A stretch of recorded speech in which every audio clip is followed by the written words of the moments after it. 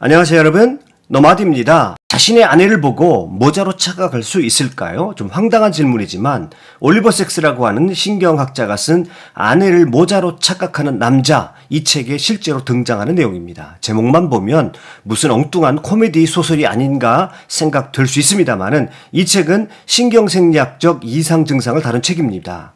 이 책에는 실제로 바로 자신 앞에 있는 자신의 아내의 얼굴을 알아보지 못하고 모자로 착각해서 외출하거나 자리를 뜰 때 항상 아내의 얼굴을 잡고 자신의 머리에 쓰려고 하는 음악 선생의 사례가 나옵니다.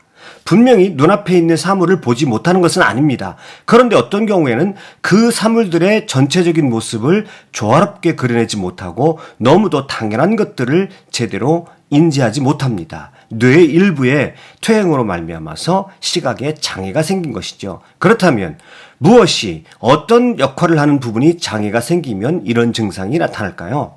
이것은 우리 뇌가 사물을 어떻게 바라보고 인지하느냐를 알아야 이해할 수 있습니다. 간단하게 말하자면 우리가 무엇을 본다는 것은 우리 눈에 들어온 시각 정보와 그것을 우리 뇌에서 종합적으로 해석을 내리는 것이 결합되어서 우리가 사물을 보는 겁니다. 즉 우리의 뇌는 눈으로 들어온 시각 정보를 우리의 뇌가 기존에 가지고 있는 기억, 판단, 감정들의 필터를 통해서 종합적으로 구성하면서 사물을 본다는 것입니다. 그런데 종양 때문에 뇌에 시각을 담당하는 일부의 문제가 생기면 눈앞에서 사랑하는 사람이 웃고 있어도 그 표정을 전혀 알 수가 없고요. 타원 안에 원 2개, 사각형 2개가 있군, 이런 정도로 생각하게 될 수도 있다는 것입니다. 자, 그런데요, 세잔이 이런 말을 했었다고 제가 지난 시간 영상에서 소개시켜 드린 바가 있습니다. 제대로 된 화가 나면 눈에 보이는 대로 그려서는 안 된다. 자기 머릿속에 새롭게 구성된 자연을 그려야 한다. 사실 세잔의 이 말은 소름 돋게 합니다. 그는 이미 100여 년 전에 최근에서야 알게 된 뇌에서 일어나는 시각 청보 처리 과정을 다 이해하고 있는 것처럼 보이기 때문입니다. 그래서 세잔의 관점을 구성주의라고 말씀을 드렸었죠. 세잔이 일평생 추구했던 것이 바로 본다는 것은 무엇인가 였고요. 우리 인간이 사물을 보는 방식에 따라서 그림을 그려보자는 것이었습니다. 그는 이 본다는 것이 무엇인지를 화가의 입장에서 탐구하기 위해서 정물화를 주로 많이 그렸습니다. 하나의 정물화를 완성하기 위해서 세잔은 100회 이상 작업을 하는 것이 예사였고요. 인물화를 그리기 위해서 모델을 150번이나 자리에 앉힐 정도로 매우 까다롭게 작업한 것으로 유명합니다. 그가 이런 과정을 통해서 제일 먼저 발견한 것은 사람은 절대로 사물을 볼 때 한 가지 관점으로, 한 가지 시점으로 보지 않는다는 것입니다. 우리는 사물을 한 시점을 가지고 정지 상태에서 보는 것이 아니라 끊임없이 움직이면서 사물을 다양한 관점을 가지고 다양한 시점을 가지고 방향을 바꾸면서 사물을 바라보고 그것을 종합해서 구성하여서 인지한다는 것입니다. 그래서 하나의 사물이라도 보는 시점에 따라서 얼마든지 모양이 달라진다는 것이죠. 이것은 세잔의 놀라운 발견인데요. 사과와 오렌지라고 하는 작품, 너무 유명한 작품이죠. 자세히 보면 위의 꽃병과 접시는 옆에서 바라본 관점에서 그렸고 아래의 사과와 접시는 위에서 아래를 내려다보는 시점으로 그렸습니다. 세잔은 이렇게 여러 시점으로 본 사물을 한 화면 안에 종합해서 구성해 놓은 그림, 그야말로 이 그림이 미술사에 혁명적인 변화를 가져오지요. 한마디로 르네상스 이후에 회화의 불문율처럼 생각되어 왔던 원근법을 완전히 무너뜨리는 파급력을 가져옵니다. 그래서 지금은 이 단일 시점을 가지고 원근법을 통해 그려낸 그런 그림들은 사실 있는 그대로의 사실을 그린 것이라고 보지 않습니다. 일종의 환영이다라고 생각을 합니다. 그래서 단일 시점에 따른 전통적인 원근법으로 그려진 것을 환영주의다 이렇게 말을 합니다. 그것은 일종의 가상세계라는 것이죠. 실제로 우리는 한 시점으로 사물을 바라보지 않습니다. 아주 다양한 시점으로, 그리고 끊임없이 움직이면서, 그리고 사물을 우리 머릿속으로 재구성해서 보면서 그 사물을 인지하는 것이죠. 세잔의 이 같은 발견을 인문학적으로도 적용시켜 볼 수 있습니다.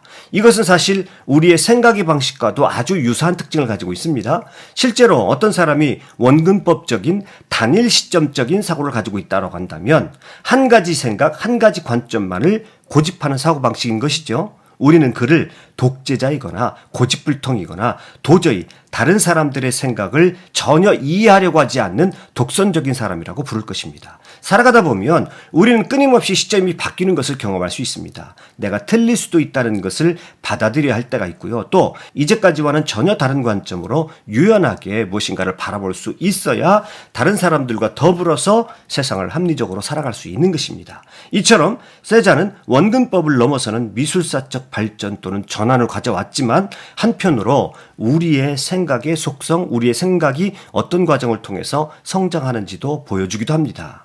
세잔은 사과를 오래 두고 관찰했다고 말씀을 드렸죠. 그리고 시간이 지나면서 그 사과가 어떤 모습으로 변해가는지를 그림에 그려 넣었다고 했습니다. 사실 이 일도 우리 삶에 날마다 일어나는 일입니다. 우리는 시간이 지나면서 나이를 먹어가면서 자신의 과거의 삶에 대한 해석도 달라집니다. 대개 상처를 끌어안고 사는 사람들은요, 자신의 과거를 바라보는 시점이 고정되어서 변할 줄을 모릅니다.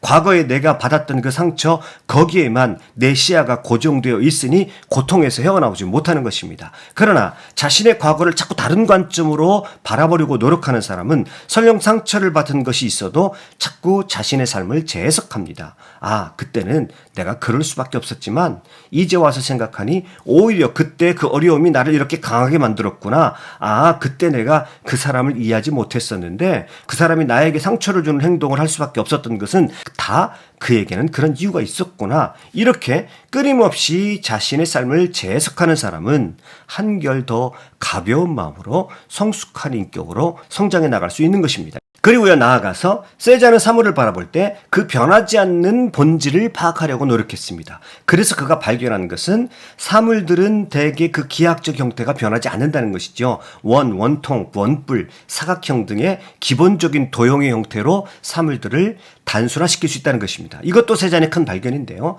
사과와 오렌지 작품 속에서도 가만히 찾아보면 여러 형태의 기하학적 도형들이 서로 묘한 균형을 이루고 있는 것을 확인할 수 있습니다.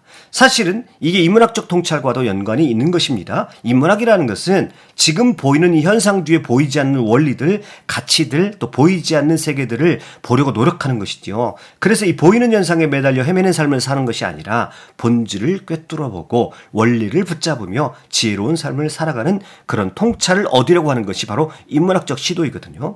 특별히 그는 사과를 그 정물화의 대상으로 즐겨 그렸는데요.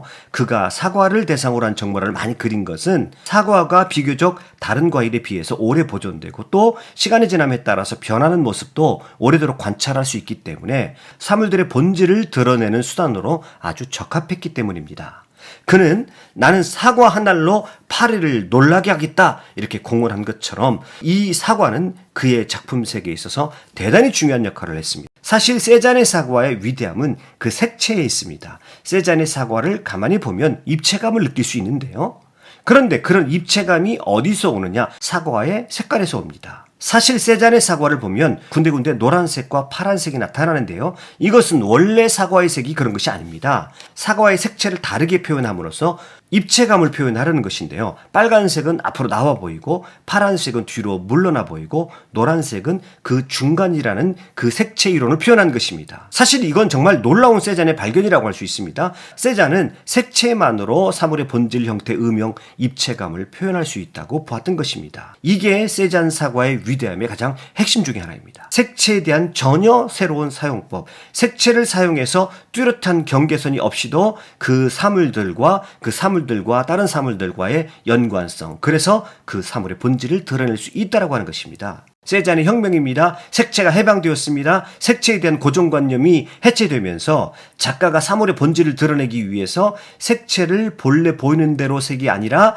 작가가 자유자재로 구성한 색을 사용해서 사물을 더 생생하게 표현하는 것입니다. 세잔의 색채 이론은 그대로 앙리 마티스가 가져가지요. 세잔과 마티스는 각각 자기 부인의 초상화를 그렸는데요. 세잔은 온실 속의 세잔 부인, 그리고 마티스는 마담 마티스를 그렸습니다. 비교해서 살펴보시죠. 온실 속의 세잔 부인은요, 모델의 얼굴에 나타나는 붉은색과 푸른색은 실제로 그런 색이거나 빛의 조화에 의해서 생긴 것이 아닙니다. 단지 얼굴에 나온 부분은 붉은색으로 들어간 부분은 푸른색으로 칠해서 명암과 입체감을 색채만으로 표현한 것이죠. 마티스의 마담 마티스라고 하는 작품을 보시면요, 마티스는 녹색선을 사용하고 있는데요. 인물의 이마에서 코로 내려오는 얼굴 가운데 녹색 선이 있고 녹색 선을 중심으로 얼굴과 화면을 둘로 구분하고 보색 관계가 있는 색, 즉 빨강과 녹색, 노랑과 보라를 대비시켜서 얼굴의 입체감과 모델 내면의 긴장감을 표현했습니다. 앙리 마티스의 야수파는 세잔의 색채의 원리를 그대로 차용해서 발전시키라는 것을 한눈에 보아도 알 수가 있습니다. 자, 사과와 오렌지라고 하는 이 정문화는 어떤 정적인 느낌보다는 동적인 느낌이 강합니다. 보는 각도를 달리한 사물들을 한 화폭에 담아 놓았기 때문에 그렇습니다. 그리고 바닥에 깔린 이 천이 수직감을 가지고 있어서 마치 여기에 그려진 사과들은 밑으로 쏟아질 듯한 그런 느낌을 줍니다. 그러면서도 이 작품 속의 오브제들이 묘하게 서로 견고한 느낌을 주기도 합니다. 이는 세잔이 각 사물들을 조화롭게 일부러 배치했기 때문에 그런데요. 위로 솟아오르는 듯한 사과와 그릇, 그리고 밑으로 쏟아질 듯한 식탁보가 서로 상승과 하강의 균형을 이루고 있습니다. 또 사과를 좌우로 양측에 균형 있게 배치했습니다. 인위적인 배치를 통해서 세잔이 보여주고 싶었던 것은 그림을 그린다는 것은 단순히 사물을 모방하고 재현하는 것이 아니라 여러 관계 사이의 조화와 화합을 포착하는 것이라는 것입니다. 본다는 것은 재구성한다는 것이죠. 사물들 사이의 관계와 조화에 눈을 떠가는 것이죠. 우리가 사물을 맹목적으로 보여지는 대로만 보는 것이 아니라 사물들 속에 들어있는 조화와 법칙들을 찾아내면서 능동적으로 구성하면서 우리는 봅니다. 우리의 시각은 애시당초 능동적인 것이죠.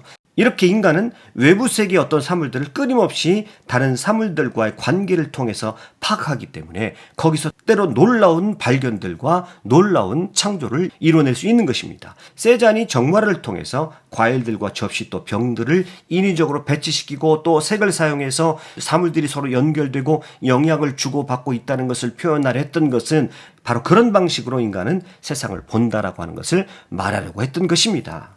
사물들의 진짜 본질은 그런 관계성, 조화성 속에서 찾아질 수 있다는 것이죠. 자, 여기까지 세잔의 그림이 가지고 있는 혁명성을 여러 차원에서 다시 한번 살펴보았는데요. 정말 그의 천재성과 위대함에 감탄하지 않을 수 없고요. 그의 그림은 우리가 눈으로 세상을 보는 것이 어떤 것이냐 하는 것을 인문학적으로도 통찰해 볼 수 있는 풍부한 적용점과 지혜를 깨닫게 해준다라고 그렇게 말할 수 있겠습니다. 노마드였습니다.